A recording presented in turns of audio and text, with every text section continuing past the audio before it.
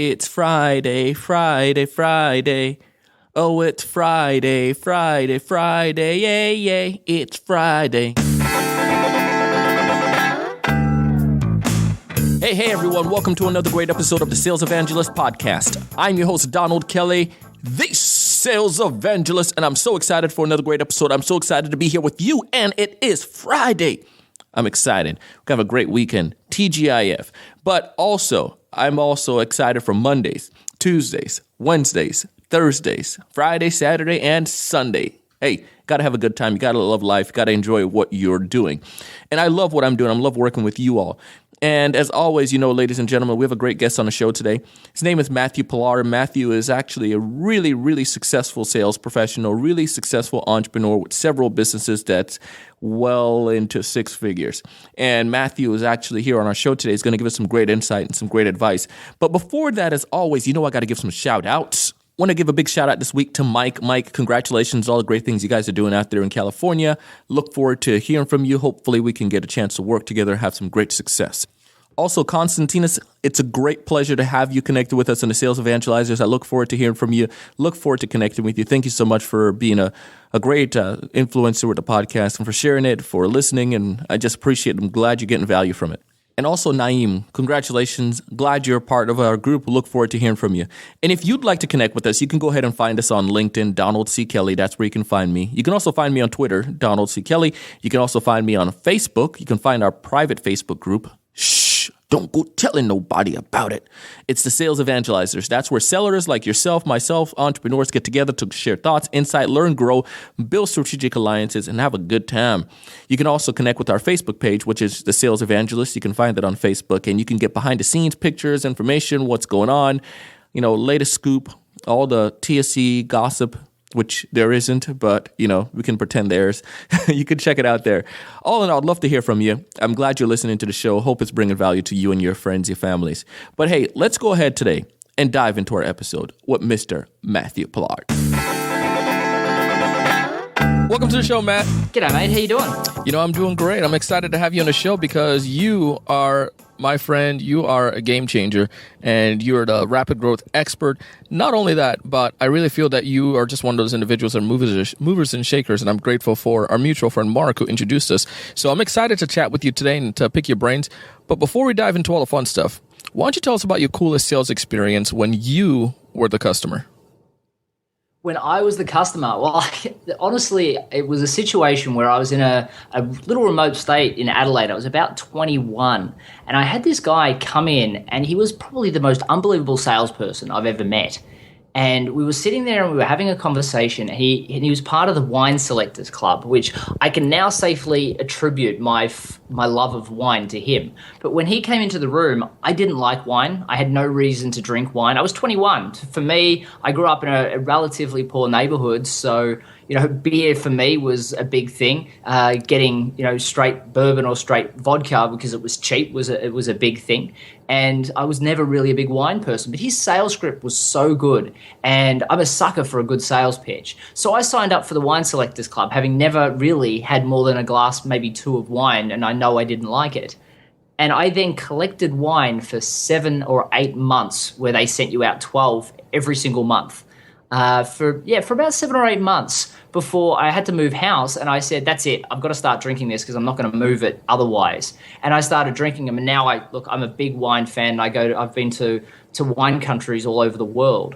But it all originated from that. And after our conversation what I did is I had a conversation with him afterwards and said, look, I don't drink wine, but one of the major things that I loved about what you did is it just came across so professional. He said, do you know what? I sell exactly the same way every time. They're the same stories. They're the same questions. They're the same everything. Everything to the jokes are exactly the same. And that's why I can guarantee a great performance, because I'm always delivering a better version because I'm constantly practicing. And I remember thinking to myself, that's something I need to figure out, because I'd worked out the steps of a sale and I'd become very effective at that. I mean, it was 93 doors before my first sale. So I was an introverted kid, very shy growing up. Mm-hmm. And I had to figure that out. And the steps of the sale was the thing that saved me when I started in sales. However, scripting was something that was just unheard of for me. And I went, I need to work that out. Let's talk about that, actually. This is a good segue, because that's something that I feel that I can resonate with as a seller and also some of my audience member where, for me, literally, just like what you said, I was so lost. I thought I knew how to sell. And then when I came into B2B selling, I was like, holy cow, I have no clue what I'm doing. And then I learned a process. I got the process down and then it was great. But then the scripting part, I started doing that as well. But I want you to talk about that. Let's dive into that. Isn't scripting though going to make you all monotone and turn you into a robot? And, Well, you know what? I get that a lot. And the honest answer is absolutely, definitely it will. I know that's not the answer you wanted to hear, but just like an actor, if an actor got a script for the first time and tried to read it, I mean, you've probably seen that. You've probably gone to an off Broadway production of Shakespeare or something similar to that at your hometown, and it comes across as robotic and scripted and horrible. The difference between a quality script and a person delivering a quality script and a person that's not delivering a quality script is the practice. So what happens is you get a professional actor and they learn pages and pages of lines, and then you're watching this on TV and everybody's got a favorite movie and they watch their favorite actor in that favorite movie and they're like, wow, that guy embodied that character and it felt so real. The truth of the matter is with sales, it's exactly the same. If you can have a customer look at you and go, wow, that was completely unscripted. This guy is just a phenomenal salesperson. Then you know you fully embrace sales scripting. See, for me, I learned, as I said, very similar to you, where it was 93 doors before my first sale. I got stuck in sales because I was an introverted kid and I didn't want to go back to university straight away. I needed a break. I was horribly dyslexic and, well, I actually had what's called scotomic sensitivity, but I had a reading speed of a sixth grader. So I couldn't even read to learn how to sell. And the only thing, my saving grace, was YouTube. However, as things progressed, I learned to sell through steps.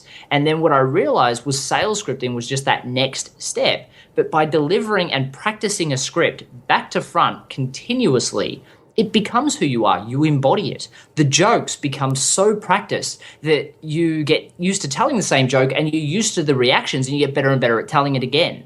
And I'm sure you've had experiences with this where you tell a story to your friends. It could be the story about how you met your wife, or it could be the story about how you met your husband, or it could be the story of how you climbed Mount Everest or how you tried and you failed and that maybe it's funny. But either way, every time you tell the story, you get better and better at it. You leave things out that perhaps don't get the reactions you like, and you add additional things that perhaps make people laugh more or get people more engaged. And that's what sales scripting is about. At the initial stages, it's going to be completely robotic, but a customer should never see that. It's going to take time before they get to the stage where you should feel comfortable and say, you know what, I'm going to go try this with customers. And then still you're only halfway there. The difference is when, very similar to McDonald's, when you go out and you hear, would you like fries with that? That's a scripted process. It's not something the customer is going, the person saying that is going to take personally if you say no. It's just part of the process. And that's what sales scripting is all about. I love it. I love the fact that you mentioned it's a process that you develop over time, and it's moldable because you have to understand the needs of each of your customers or prospect, and then obviously you can mold, like you said, those jokes or that your lines to the individual based on what they need, and just kind of adapt to the personality. And I think that's an important thing. I've seen that, and I've seen that to work effectively. I did in college and high school mostly, I did speech and debate, and there's a section in debate called interpretation, which is pretty much acting. But that's what I did. I would take a script and I would memorize my script and memorize the characters, lines, and then I would internalize it. So at home, I would pretend that I'm that character and do the mannerism and do the different things so that when I get onto a presentation or to a competition, that I can perform it flawlessly and to just add my personality in there as well. So, this character is there, but it's still a little bit of Donald, if you know what I mean. Look, I completely understand with what you're getting at. I mean, there's a comedian very famous called Jim Owen. Well, he's famous in Australia where I come from. Perhaps not so much in Austin where I live now. But Jim Owen's famous for being asked the question, how is it that, because what he does is he does stand-up comedy, but he looks for things in the room or he gets people to talk about a topic and then he off the cuff says these ridiculously humorous things. Mm-hmm. And when he was asked the question how he can do that, he said it takes huge amounts of work, much more work than most other comedians would be willing to put in to come across as original and authentic in the moment. He said none of what I do is not scripted, practiced, and rehearsed. He said, what's constant is that what I need to do is think about all the possibilities that could happen in that room and make sure I'm ready for every potential reality. And that's what I practice and rehearse. And the same thing with scripting. And it's not as complicated as a person that is a comedian, because anything could come out. With sales scripting, when you sell a specific product or service, there's generally 4 or 5 types of problems that your solution really helps. And if you're really good at creating a unified message and differentiation and finding a niche of clients to target and sell to, then when you're selling, those 4 or 5 things are going to be pretty easy to determine. And the only things that should vary are the way you respond to the problems that they say that they have during the question process, and slightly in the tailorization of how your product or service in regards to benefits fits their specific need. That's it.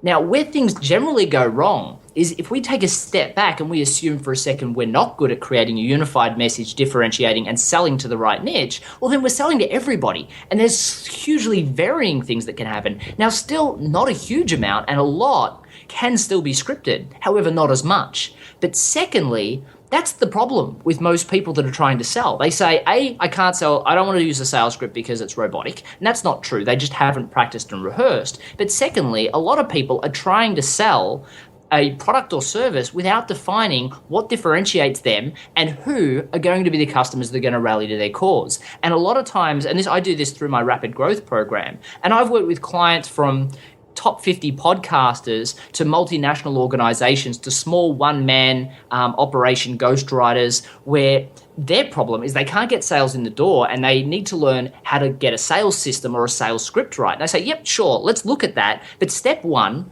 let's work out what your goals are and who your customer avatars are. Let's pick a specific person or a specific group of people that you get the best results for, and you have something unique you can provide that will differentiate you from competition.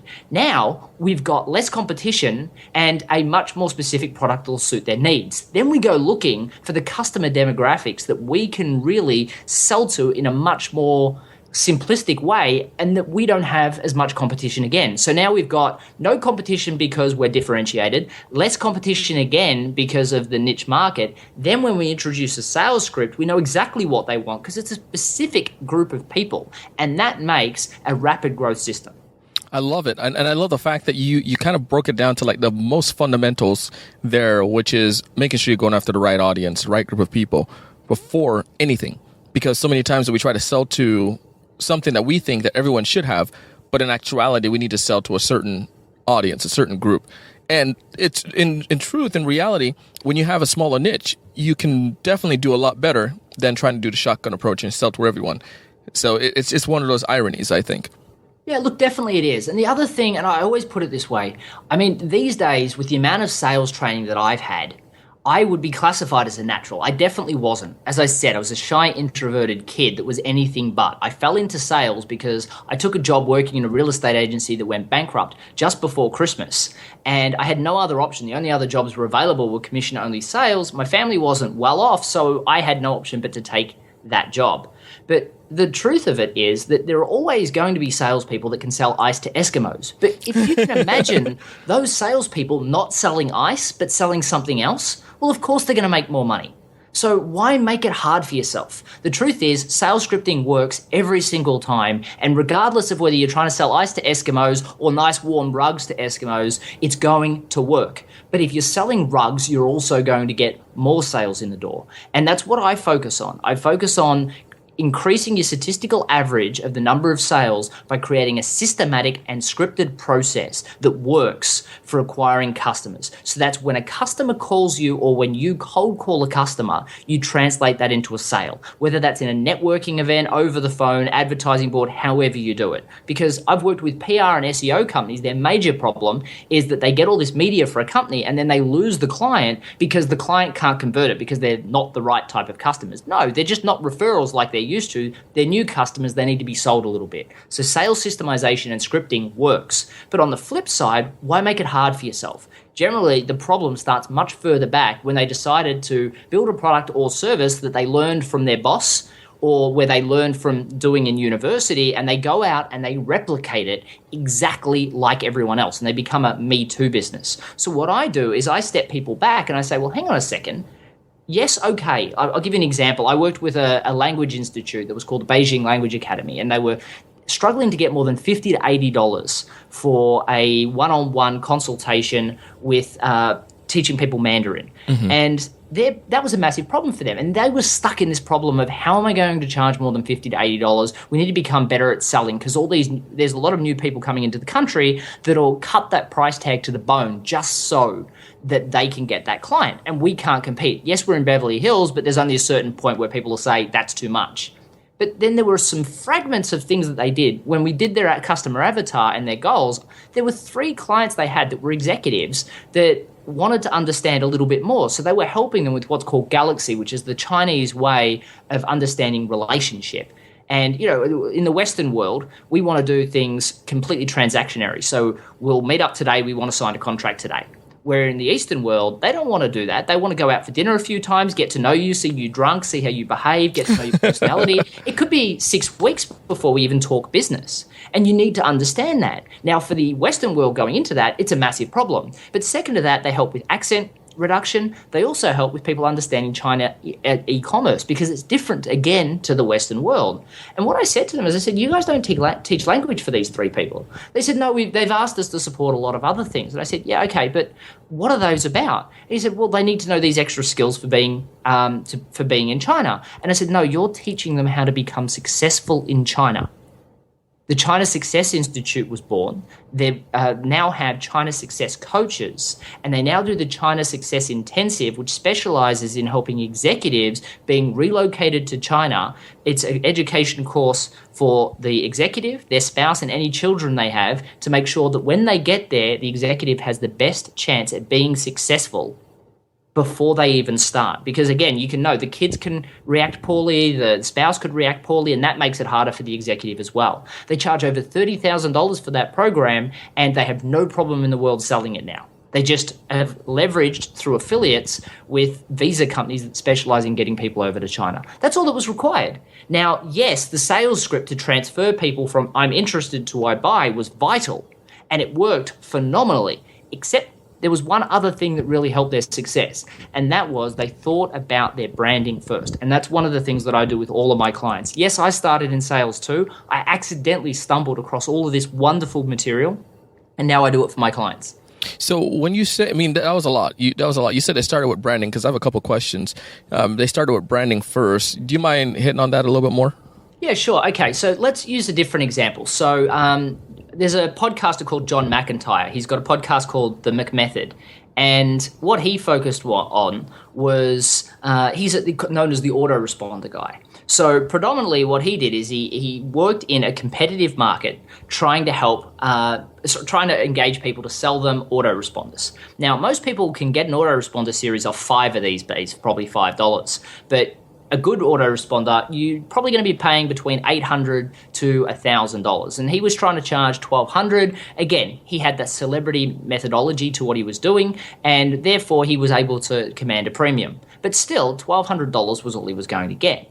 What we then looked at is, okay, well, his messaging was wrong. He's fighting in a crowded market of people all trying to sell autoresponders. Now, perhaps your listenership is probably a little bit more clued in, and this is the problem with a lot of successful people. They assume everyone else knows too.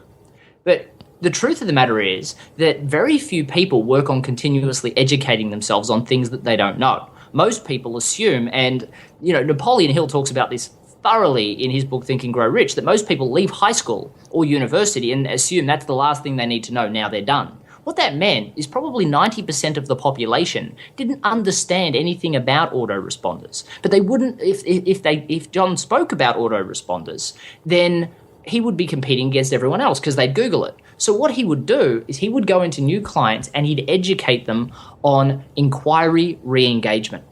And he was an inquiry re-engagement specialist, and he focused on going into real estate agencies and saying, what I'll do is I'll work with you, and over the period of months, what I'll try and do is build you what I will do is I'll build you a series of emails that'll re-engage anybody that inquires about listing their house. And we do it as a monthly service. So every month I continually introduce new emails that allow you to grow that platform. Now, yes, he was charging a lot more, but the truth of the matter was these people didn't even know about autoresponders. So all the value that he provided would have completely been lost by the business unless he did it.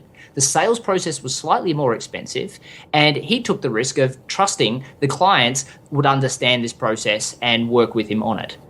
Within 2 weeks of working with him, simply changing him from the functional skill of what he did to client re-engagement and changing the niche market of what he was targeting, as in, instead of focusing on businesses that were online that wanted autoresponders, focusing on pre-established bricks and mortar business. And then we looked at real estate agencies because listing a house could result in a $6,000 payback period. So wow. One or two extra homes listed every single, this is Australia where homes list for 400, 500,000 as a minimum. And you're looking at, these sort of payback periods. So what he did is he introduced $11,000 a month fee for doing it. He got 3 clients within the space of 2 weeks after our first session. Wow. Right? Now, he was brilliant at what he did. He was just selling. And by the way, his closure rate was out of this world. He is an absolute gift of the gab salesperson, except for one thing. He was selling against everybody else. So it doesn't matter how good a salesperson you are. If you're charging $11,000 and everyone else is charging $1,000, people are going to think twice.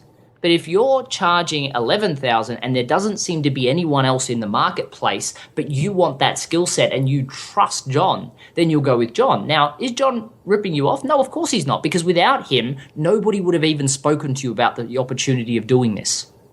So he was offering value, and above all, something that they would never have even thought of. And that's why he got to get charged. That's why he got to do a premium.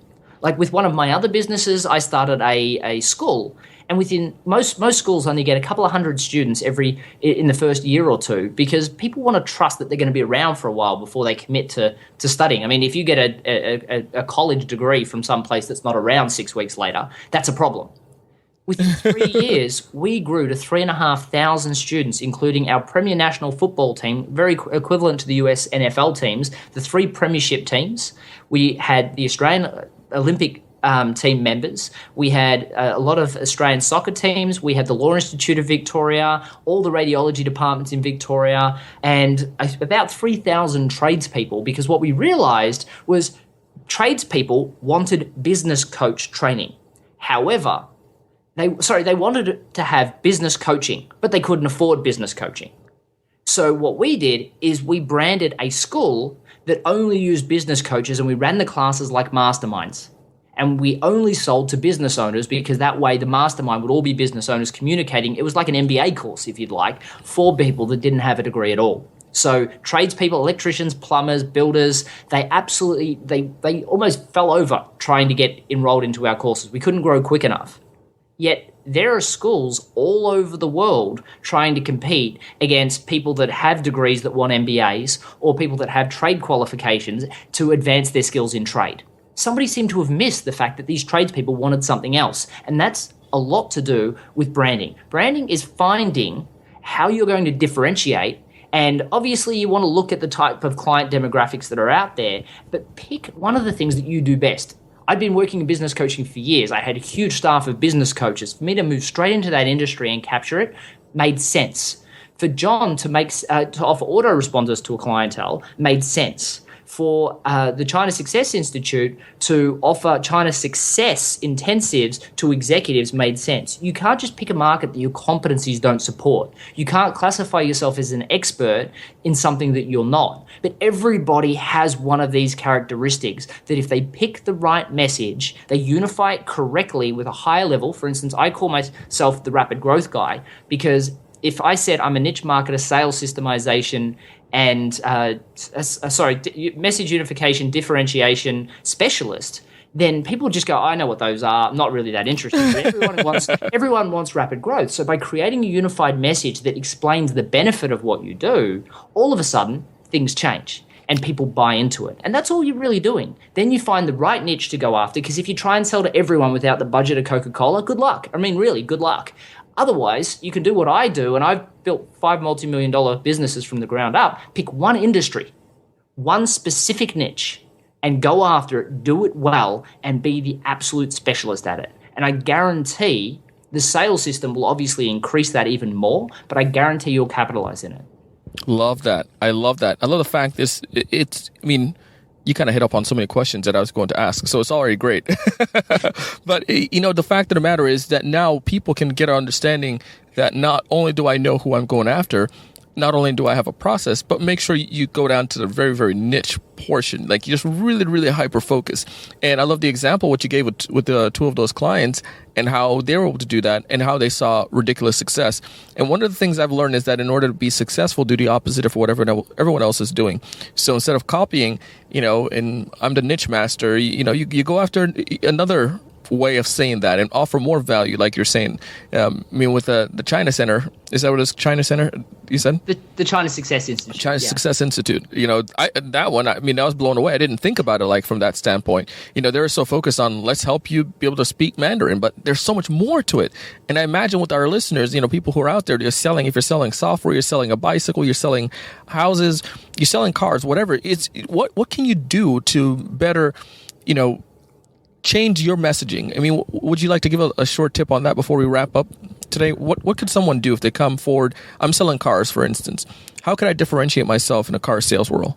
Okay, so for the first thing that I get people to do is I get people to write down their goals. And I've got a podcast on this on my podcast, which is called Better Business Coach Podcast. And it's called Forget About Goals, Start With Why. And what I get people to do is I write down 3 business goals and 3 personal goals. One of them has to be absolutely selfish to themselves, because that will be the one that drives them. And I get them to use what's called SMART criteria, which I explain in that podcast.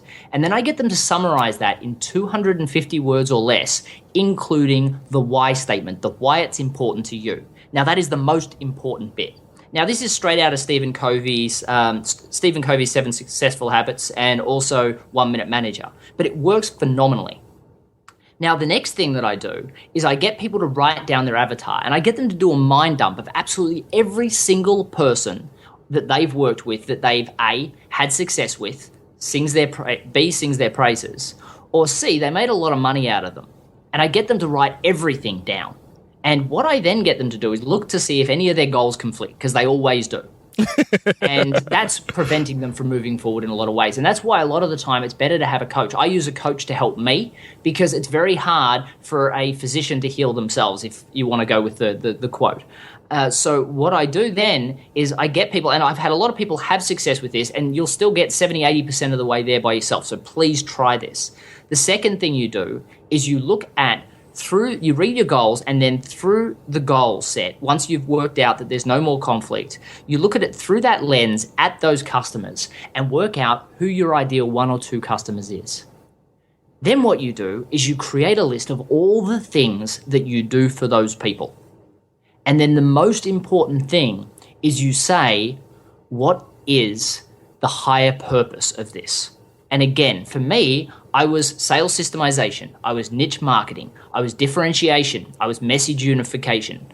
What is the higher purpose of all of that? People don't care about any of that. What they care about is they want rapid growth within their business. I became the rapid growth guy. Gotcha. Man, I love that. Dude, that's so cool. And I'll link back to that podcast episode too. Yeah, I'll when we go offline, I'll send you the exact link. So if people go to your show notes, if you put that there, then at least people can go straight to that and listen to it. And I think they'll find it, that's one of my most popular podcasts, because it really helps people define who they are and why. Yeah, I think it would be phenomenal to help out with some of the folks that I'm working with specifically who are listening to the podcast, who I know could definitely benefit from something like that. Now, I wish I could take up all your time the whole day today, and we could go on for probably an hour or 2. But your rapid growth, you got some focus. So if there's one major takeaway you'd like listeners to get from this episode, what would that one major takeaway be? So I think the major thing is people define themselves as, I don't have the gift of the gab, therefore I can't sell. That's just not true. I didn't have the gift of the gab, and even in this podcast, I'm sorry to say this, but a lot of the stories are scripted because otherwise I couldn't perform them as well. And I've said them many, many times before, but all of them were well crafted because for people trying to sell, they only get the opportunity to get a customer or get in front of a customer, few and far between times in a lot of occasions. So you've got to put your best foot forward, and that's why scripting is so important. But the major thing I want people to understand is, firstly, if business is hard, they're doing it to themselves because they're spending all their time working hard instead of working smart. And secondly, if they think that sales is not a learnable skill, I can show you exactly what I was like. You're talking to a guy that had a face full of acne, braces, incredibly introverted, shy, with a reading disability when I was 18, who within a period of a few months from falling into commission-only sales, which absolutely terrified me, became became the national number one salesperson for the largest sales and marketing company in the Southern Hemisphere. That came from saying, none of those excuses matter. I have to be successful. And if you look at any single person that has actually made success, they're always going to have a back against the wall story. And the truth of the matter is, you either need to artificially create that for yourself or just say you're going to go about doing it, because life these days is become well too comfortable. In the past, we used to starve if we didn't do these things. Now we just have a job we don't like that much and we come home and watch Law and Order. It just isn't uncomfortable enough. So make it uncomfortable, go out and do it. These skills are learnable. So make sure you spend the time learning them, harnessing them, and then you'll make your business a success. I love it. Love it, man. I love the fact where you kind of said, put it like this. I ran track and field, and one of the things that usually helped me to, because when you have a reason to run, you're going to run fast. You know that. And or you're going to perform. You're going to go into superhuman mode. So I usually pretend like something is happening to my family. And it's just weird, like your endorphins, just things start happening, man. It's like you get this adrenaline rush and you perform a lot better. And for me, I did. So I like the fact, create that. If you don't have one, artificially create something that's going to propel you or make you uncomfortable. But I love it, love it. Look, I couldn't agree more. I mean, there is a study that says salespeople, more often than not, when given a great opportunity, the first thing that goes through their head is, I better not screw this up. Where for me, that never even occurred to me because failure was never an option. Why? Because I'd practiced and I knew that I was going to be a success. Can you imagine going and running the track at the competition without ever practicing at home? Or practicing it on your home race course, or however you would do it. I apologize, I'm not a runner. But the truth of the matter is, without practice, there's guaranteed failure. And most people have functional skills they do. I know accountants and lawyers that assumed they'd just go out and figure out sales. Well, the truth of the matter is that they didn't figure out law, they didn't figure out accounting, and why is sales any different? The honest truth is, though, sales is a lot easier, and it can take a day to work out your differentiated message. I do it with clients in 6 hours. I do it 2 hours every second week for 3 weeks, so 6 hours in total. And by the end, they walk out with their differentiated message, their message unification, their niche market, and a good understanding of the sales system. Now, sure, I script a lot of people after that if they want me to, but a lot of people are prepared to go out and do the scripting themselves. But the truth is, all I really do is do the homework that all businesses should do. They may build a business plan, they may go to university for 4 years to learn their skill and spend 10 years practicing with a company so they can go out and do it for themselves, but they don't spend 6 hours creating their marketing plan, practicing how they're going to sell it, working on what their messaging is, and finding that niche market. And that to me baffles me. And I tell everybody that's listening, stop that and start today. Love it, man. If there's a way that people can get in touch with you, what's the best way for listeners to connect with you? Well, to be honest with you, if you Google Matthew Pollard, which is my name, you will find me. I think I'm 7 of the 10 things you'll find in Google. But you can also find me at matthewpollard.guru. So that's .guru rather than .com. Unfortunately, there's a 10-year-old boy that has .com, and one day, I haven't had the heart to approach him yet, but one day I will. outside that, you can find me on Twitter, which is just Matthew Pollard _.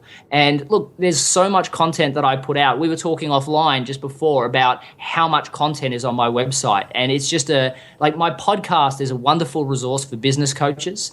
And there's some wonderful free content where people can download worksheets and start working on themselves. Or if you've got your own business, or if you've got a coaching franchise, you can obviously go out and start using those with clients. But on top of that, there is so much content about selling through stories, my steps through sales, steps on how to script. And every month I'm putting ridiculous amounts of content in there. And I think we were joking just before when I told you how old the website was and how much content is on there. There's not going to be something that you won't that you're looking for that won't be there at that site. And I totally attest to that. There's a lot of information, so I highly recommend you go in and check it out. And I'll put that back in our show notes for this episode, so feel free to check and connect with Matthew. Matthew, man, thanks so much for coming on the show. We really appreciate it. Mate, you're more than welcome. It was a lot of fun. Awesome. Thanks again. Another dose of greatness. I hope that you were able to get some great information there from Matthew. You can go ahead and find all the details by going to our website, thesalesevangelist.com. This is episode number 193. Again, episode number 193, Matthew Pollard. You can find all the information there. Awesome information on messaging, great information on branding, and some powerful information on how you can create scripts. Find all this information again. Connect with Matthew. As always, I want you to be successful. We bring guests like Matthew on because they're very knowledgeable and they can help you, but you got to apply it. You have to apply it to see success. I love the idea of creating an artificial influence, something that's going to propel you. Maybe you need that. Maybe you need to light a fire underneath if you don't have that motivation. But maybe you do have that motivation, but take the stuff and apply it. All in all, again, I want you to be successful. Most importantly, I want you to go out and do big things.